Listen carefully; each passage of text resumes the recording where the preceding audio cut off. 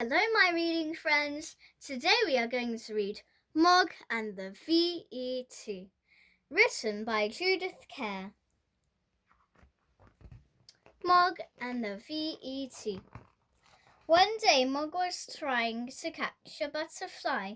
She jumped high in the air. She jumped and jumped. Suddenly something happened to her paw. It was very sore. Look how she's jumping. She's trying to catch this butterfly. She smelled it. It was still sore. Then she licked it, but it was still sore. She tried to walk on it, but it was very, very sore.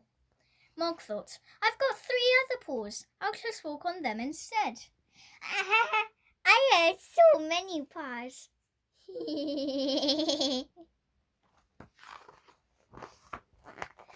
What's the matter with MOG? Said Nicky. Debbie said, I think she's got a sore paw. Poor MOG, said Mr. Thomas. Let me see. But MOG wouldn't let anyone see her paw. It was too sore. Oh dear, said Mrs. Thomas. If it's no better tomorrow, she'll have to go to the V.E.T. She said V.E.T. instead of vet so that MOG wouldn't understand. MOG hated going to the vet, but Mrs. Thomas thought she probably couldn't spell.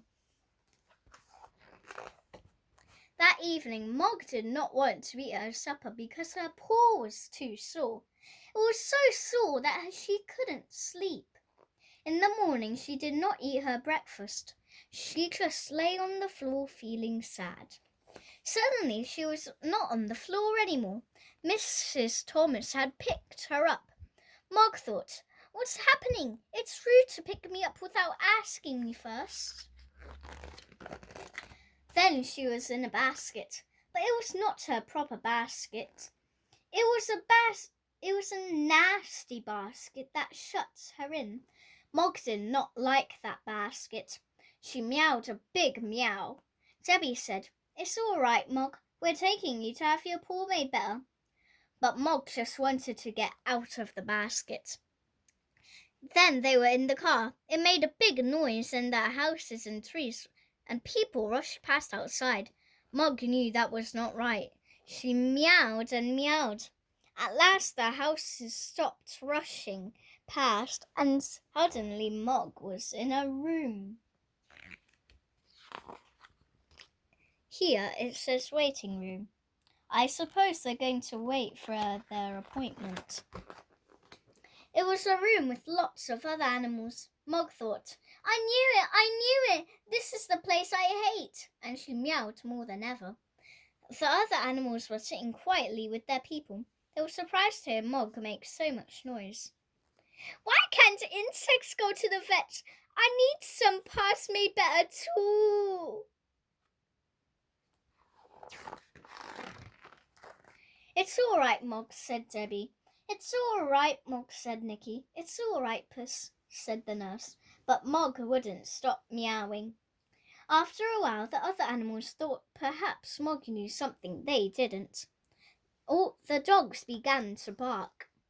The parrot began to squawk. Even the hamster said, eek, eek. They made so much noise that the vet came to see what was happening. Oh, it's MOG, said the vet. I thought it might be. Perhaps I'd see her first. MOG's a bit naughty, isn't she? MOG suddenly thought she liked the shut-in basket after all. The vet tried to look at her, but it was very difficult.